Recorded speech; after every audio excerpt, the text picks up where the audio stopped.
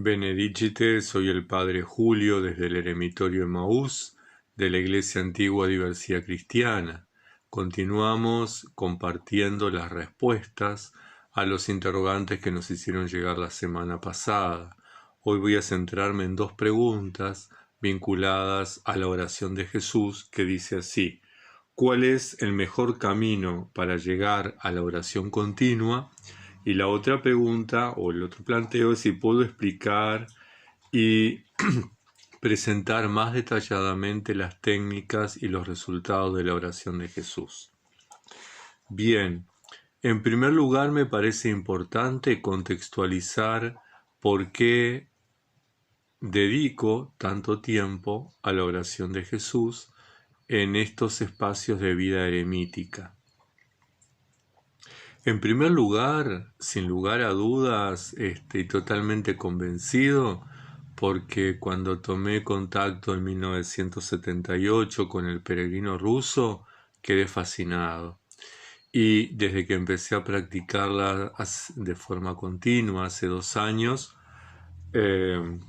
entiendo que es la forma, el carisma que me identifica como cristiano y como monje eremita. Cuando hablamos de la oración de Jesús, para contextualizarla en un segundo punto, no estamos hablando de una oración de la Iglesia Ortodoxa que pasó a la Iglesia Latina. Eso es un error.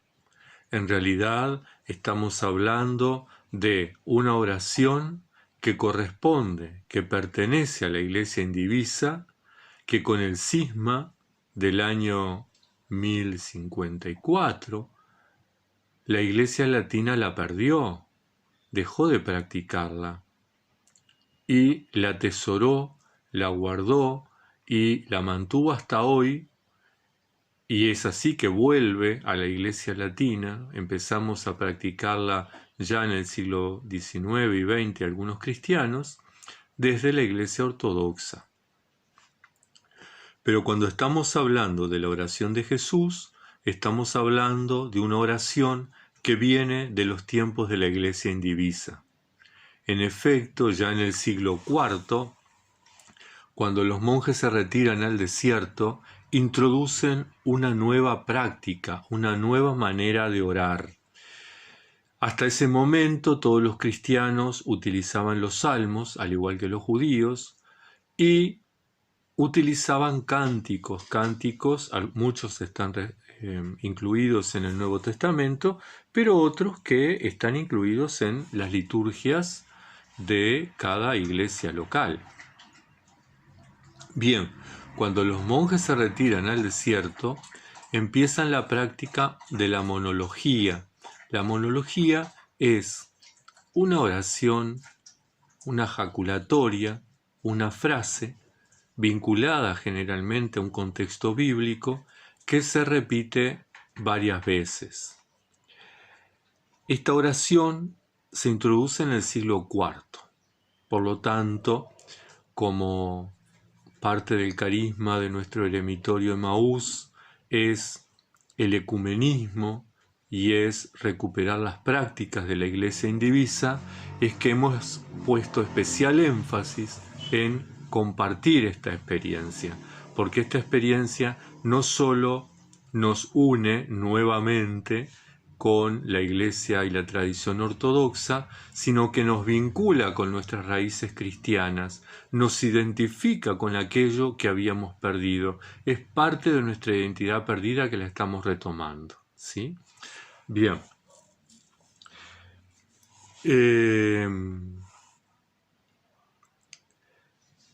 Esta práctica, en realidad, a partir del cisma, la Iglesia Latina la perdió y pasó a ser como una práctica desconocida, no recordada, no practicada. La historia, nos cuenta la leyenda que los monjes, cuando iban a orar y practicaban estas oraciones, estas jaculatorias, muchos la oración de Jesús, muchos tomaban la oración del publicano, Señor, ten compasión de mí, pecador. Y sucedía que en el rezo de esa oración, cuenta la leyenda que el demonio realmente los interrumpía, los confundía, los molestaba.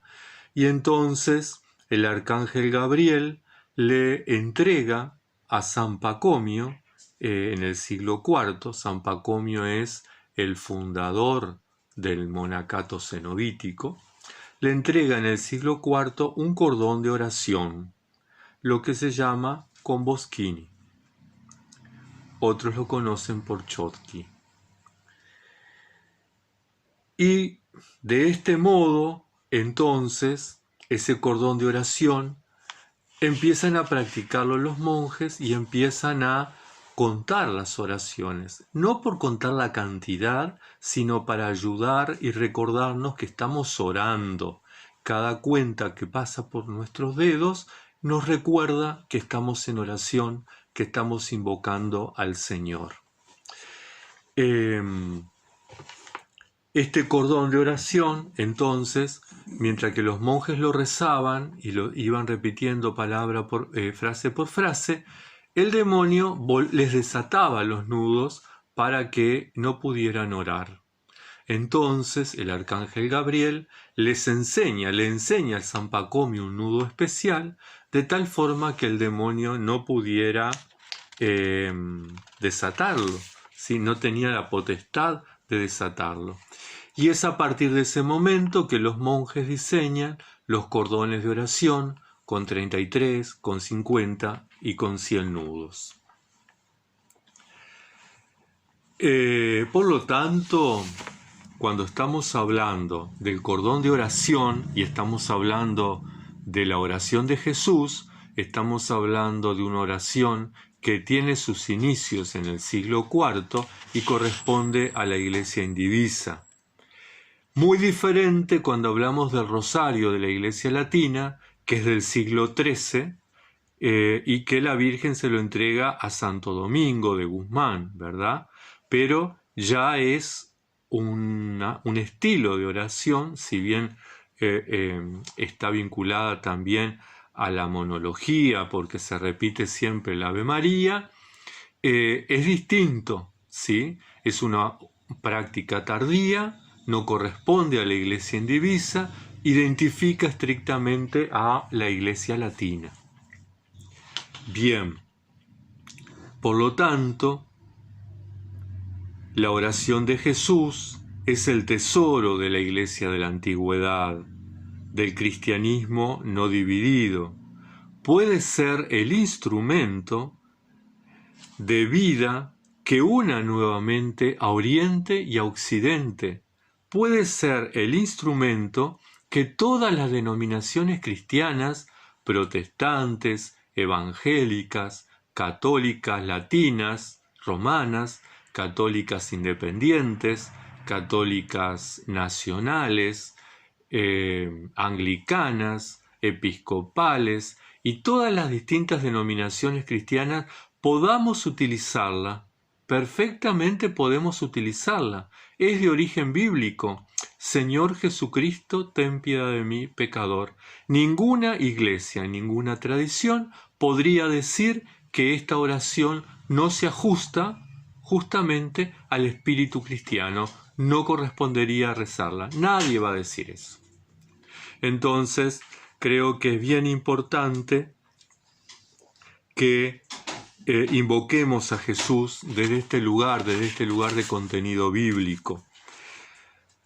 Ya en el siglo XIII, el Sarets Paisí, que esa es Plaza, mi perra, que marca territorio a todos los perros. Bien, en el siglo XVIII, él traduce la Filocalía. La Filocalía es un libro que junta todas las enseñanzas de los padres desde el siglo IV, allá desde Bagrio Póntico en adelante, junta todas las enseñanzas vinculadas al método de la oración de Jesús, la oración esicasta, la oración del corazón. Y ya en algún momento hablaremos detenidamente sobre este libro, él traduce del griego al ruso este libro. Y de esta forma enriquece la enseñanza que hasta el momento se tenía sobre la oración de Jesús. Bien, esto a manera introductoria, porque me parecía importante encuadrar por qué tanta insistencia todo este tiempo, ¿verdad? Lo que es importante que tengamos en cuenta, vinculado a las técnicas, que los padres enseñan algunas cosas significativas. Por ejemplo, estar relajado cuando uno ora. Por lo tanto, cerrar los ojos, respirar suave y pausado, ¿sí? Estar sentado o estar en una posición cómoda. De todas maneras, hay un libro que se llama El arte de la oración, que es del igumeno Charitón del monasterio de Balamo, donde él dice: gente, no se preocupen por las técnicas, lo que importa es que ustedes puedan unir el intelecto y el corazón. No pierdan tiempo ejercitándose en las técnicas y por ahí pasa el tiempo y nunca llegan a orar. Lo que importa es que estén en la presencia de Dios, mente y corazón. Sin embargo, los padres nos ponen como esas técnicas, ¿verdad?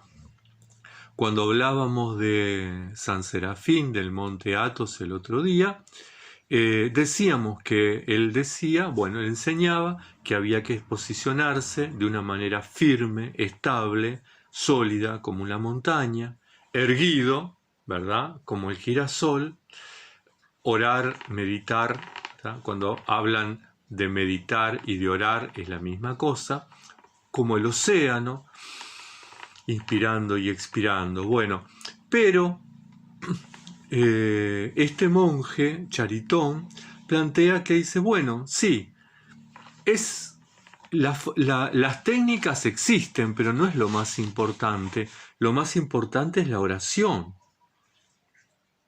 Dice, la práctica de la oración de Jesús es simple: permanecer ante el Señor con la atención en el corazón y decir: Señor Jesucristo, ten piedad de mí, pecador.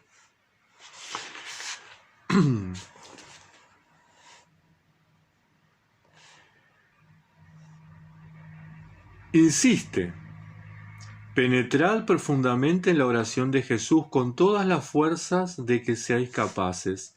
Ella realizará la unidad en vosotros, os comunicará un sentimiento de fuerza en el Señor y tendrá por resultado que permanezcáis sin cesar con Él. Ese es el resultado: permanecer nuestra jornada en la presencia del Señor. ¿Sí? Para algunos de nosotros, entonces, las técnicas pueden ayudarnos, ¿sí? El estar sentado, el estar parado, el estar caminando, el tomar una posición de recogimiento con la cabeza agacha. Los padres en la filocalía dicen que la cabeza tiene que estar hacia abajo, como mirándonos la barriga, ¿sí? Pero bueno, la respiración tiene que ser lenta y pausada. Lo que es importante, según este padre, es que podamos estar en la presencia de Dios. Entonces no nos centremos en la técnica específicamente. Tampoco podemos quedarnos con la oración exterior solamente repitiendo: Señor Jesucristo, ten piedad de mí. La oración exterior prácticamente es insuficiente.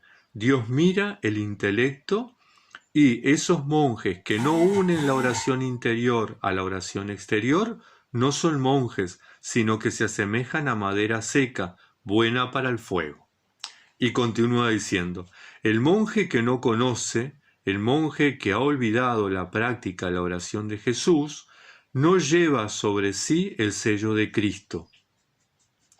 O sea que lo importante es que como monjes estemos centrados en la práctica de la oración, estando siempre en la presencia del Señor, caminando en la presencia del Señor. Dice: orar consiste en mantenerse espiritualmente ante Dios en nuestro corazón, en adoración, en acción de gracias, en súplica y la contrición. Todo esto debe ser espiritual. La raíz de toda oración es el temor de Dios. Es de ella que nace la fe en Dios, la sumisión a su voluntad, la esperanza y la ligación con Él en un sentimiento de amor, en el olvido de todas las cosas creadas. Resultado, estar en la presencia del Señor. Resultado, sentir, vibrar, experimentar el amor infinito de Dios hacia nosotros y el amor nuestro hacia Dios, hacia la creación y hacia los hermanos. Y esto es un trabajo arduo. Dice, el hábito de orar no se adquiere de inmediato, requiere una larga práctica y mucho esfuerzo. O sea que es probable que tengamos que dedicar muchas veces y mucho tiempo a esta práctica hasta que realmente lleguemos a orar con todo nuestro ser. He aquí, dice, pues lo que es la oración de Jesús es una de esas numerosas oraciones breves, es vocal, como todas las otras oraciones de este tipo. Su fin es mantener el intelecto en el simple pensamiento de Dios. O sea que es una oración más, no es un talismán, no es algo mágico, no es una oración extraordinaria. Es una oración como cualquier otra. Lo que tiene de extraordinario es el nombre del Señor. Es una oración que se centra en el nombre del Señor, en el nombre de Jesús, el nombre que la Biblia dice que tiene poder, el nombre que la Biblia dice que es el único que salva. Para quienes hemos optado por este método de oración, sabemos que es la forma de recordar al amado, de recordar permanentemente a aquel por quien hemos desarrollado todos nuestros esfuerzos, todas nuestras prácticas, todas nuestras renuncias a una cantidad de cosas. Elegir es renunciar. Hemos renunciado a una cantidad de cosas porque hemos elegido al Señor y hemos elegido esta práctica de oración. Entonces, lo esencial es permanecer conscientes en la presencia del Señor, con temor, con fe y con amor, dice el monje Charitón. Las técnicas son secundarias. Los resultados son estos. ¿Cuál es el camino más corto? El camino más corto es el dedicar algún tiempo a adquirir la práctica y luego dejarse invadir, dejarse llenar por él, por la oración. Cuando llegamos a la oración incesante, eso es gracia de Dios, no depende de nosotros. Es Dios quien en algún momento va a regalarnos la oración incesante. Cuentan que había un monje que estuvo varios años practicando la oración de Jesús, muchos años, y frente al icono de la Santísima Madre de Dios, le pedía sistemáticamente que le diera la oración incesante todos los días, y sin embargo la oración no llegaba, la oración incesante no llegaba. Y un buen día estaba frente al icono de la Santísima Virgen y he aquí que siente que su corazón empieza a orar, siente que su corazón empieza a inflamarse el amor de Dios y que no para de repetir la oración. Había llegado su momento, la oración incesante. Confiemos entonces, hermanos y hermanas, en la gracia de Dios. Espero haber respondido las preguntas de ustedes, haber complementado los temas de la oración de Jesús que me habían pedido. Quedan otras preguntas que iremos respondiendo en otro video para no alargarnos.